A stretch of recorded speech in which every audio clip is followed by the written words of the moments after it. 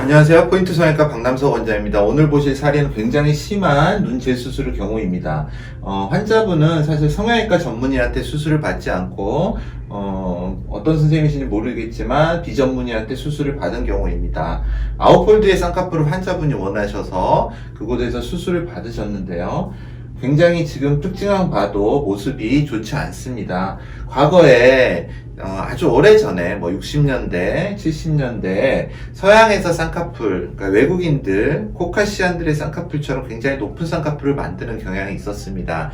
그 당시에 이제 외국에서 수술을 배워온 것도 있었고요. 또 성형외과 전문의가 별로 없었던 시절이기 때문에 쌍꺼풀의 자연스러움에 대해서 어떻게 별로 고민을 하지 않고 그냥 미국 사람에 맞는 그런 쌍꺼풀을 한국 사람에게 적용을 한 경우입니다. 그래서 그 당시에 쌍꺼풀을 하고 나면은 한 20년간 어지한 쌍꺼풀로 살다가 한 20년이 지난 뒤에 비로소 조금 쌍꺼풀이 정상적으로 보이는 그런 사례도 굉장히 많습니다. 그런 분들도 많이 오셨는데요. 어찌됐든 간에 현 시대에도 이렇게 쌍꺼풀을 하셨습니다. 그런데 이제 너무 높죠. 쌍꺼풀이 높고 굉장히 불편해 보이고 눈을 뜨는 것조차도 사실 힘들어 보이는 상황입니다. 수술한 지 한 달 반에 저한테 찾아오셨고 그때 수술에 대해서 이제 여러 병원에서 물어봤지만 불가능하다는 이야기를 많이 들으셔서 고민을 하시다가 이제 좀 시기를 더 미뤄져서 수술 후 2달째 제가 수술을 하게 되었습니다. 그런데 수술 전 모습을 보면 쌍꺼풀 자체가 사실 오른쪽은 그래도 좀 들어가고 있는데요. 함몰이 되고 있는데 왼쪽은 전혀 라인 자체도 그냥 선만 있지 제대로 접히질 않고 있습니다. 폭이 넓고요. 눈은 굉장히 부시시하고 뜰 때 제대로 못 뜨고 그런 상태였습니다. 눈은 매우 건조하고 굉장히 불편한 상태로 저한테 찾아오셨는데요. 환자분은 제가 사실은 속쌍꺼풀까지는 아니어도 어느 정도 인라인 쌍꺼풀로 만들자고 권유를 하였지만 환자분은 아웃폴드를 강하게 원하셨습니다. 그래서 아웃폴드 형태로 최대한 어울리는 눈을 만들어 보겠다고 했습니다.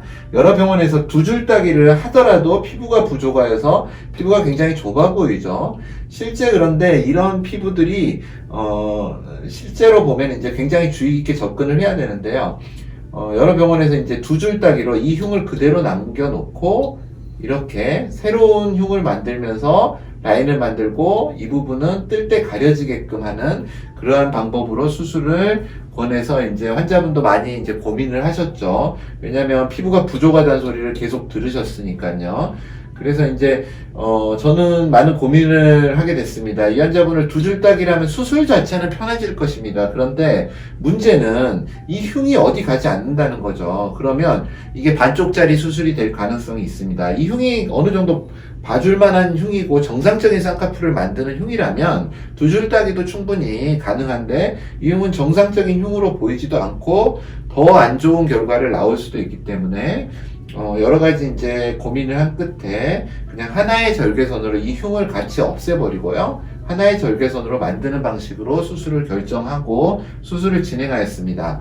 또 이렇게 2줄 따기를 하는 이유 중에 하나가 피부가 부족하기 때문에 재수술을 한 다음에 눈에 다 감기지 않는 증상, 토환이 생긴다 그런 어떤 이제 획일적인 생각, 일반론으로 획일적인 생각을 갖고 있기가 쉽습니다. 그런데 꼭 그렇지 않습니다. 좀 이따 아래 사진을 보여드릴 건데, 눈은 충분히 자연스럽게 감게 할 수 있습니다. 그래서 수술을 진행하였고요.